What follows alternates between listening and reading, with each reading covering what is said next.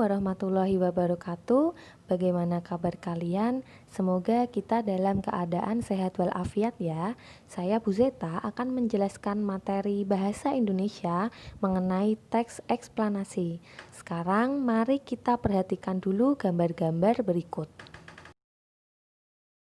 Nah, dari gambar tersebut ada gambar banjir, ada gunung meletus, ada gempa bumi, ada pula orang-orang yang sedang demonstrasi. Semua itu merupakan suatu kejadian atau fenomena yang terjadi di sekitar kita. Nah, di setiap peristiwa yang terjadi di sekitar kita ini tentunya tidak terjadi begitu saja kan? Ada sebab, akibat, dan sebuah proses di dalamnya. Di sini kita akan membahas itu lebih rinci melalui teks eksplanasi. Jadi, teks eksplanasi yaitu teks yang dibuat berdasarkan pengamatan atas suatu kejadian atau fenomena. Nah, pengamatan itu berfokus pada proses. Dalam pembelajaran kali ini, kita akan mempelajari dua hal. Yang pertama, menganalisis informasi teks eksplanasi dan mengkonstruksi informasi dari teks eksplanasi.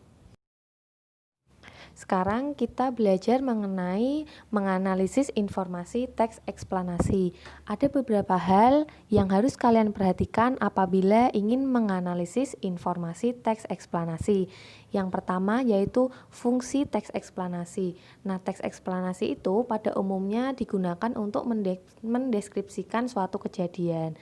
Deskripsi yang di sini maksudnya itu proses melakukan sesuatu pekerjaan atau berlangsungnya kegiatan tertentu, sebab akibat dan perihal yang sejenis. Jadi maksudnya itu fungsi teks eksplanasi digunakan untuk apa? Misalnya menjelaskan sesuatu atau sebagainya.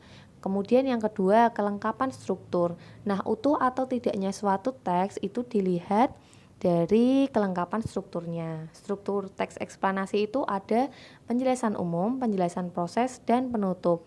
Nah, apabila terdapat struktur yang belum lengkap, berarti digolongkan ke dalam teks eksplanasi sederhana. Nah, sekarang mari mencoba. Kita cermati contoh teks eksplanasi berikut dan kita coba sama-sama analisis isinya.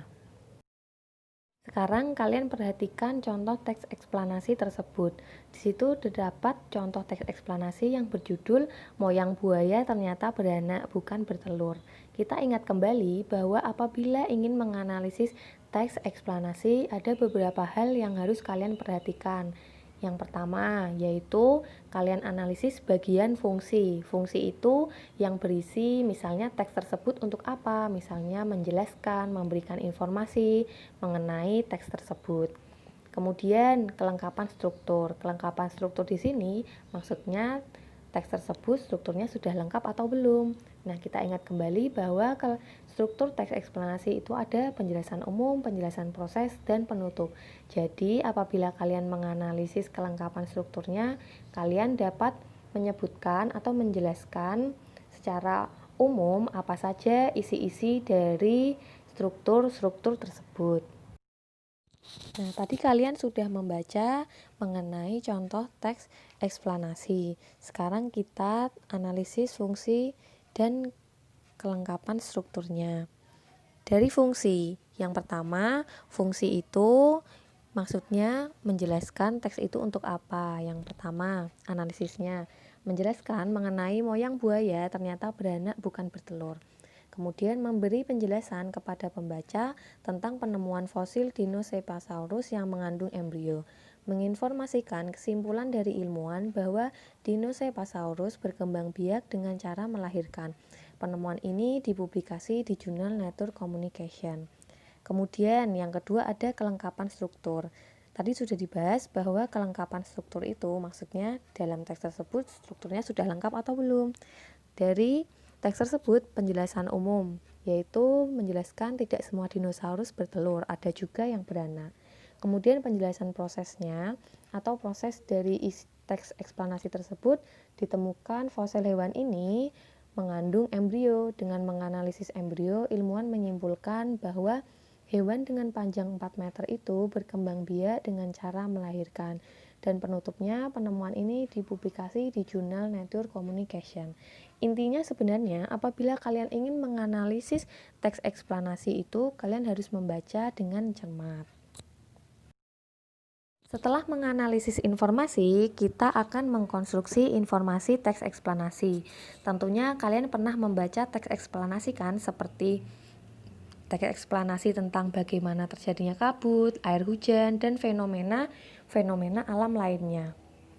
Informasi dalam teks eksplanasi itu sebelumnya sudah dikonstruksi agar para pembaca paham. Jadi, mengkonstruksi ini maksudnya kalian bisa menceritakan kembali apa itu isi dari teks eksplanasi.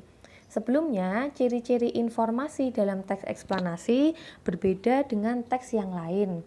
Ciri-cirinya yaitu informasi yang digunakan merupakan pernyataan umum, urutan sebab akibat, dan interpretasi. Yang kedua, informasi yang faktual atau bersifat fakta.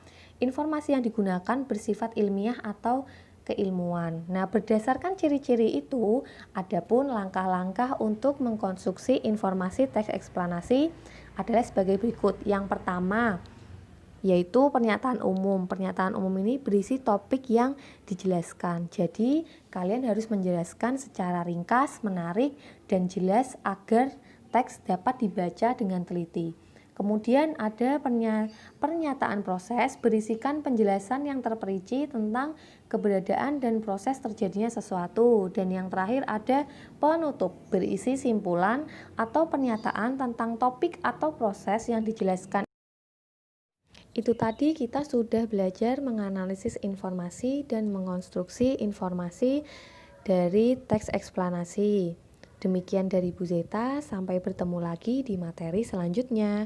Wassalamualaikum warahmatullahi wabarakatuh.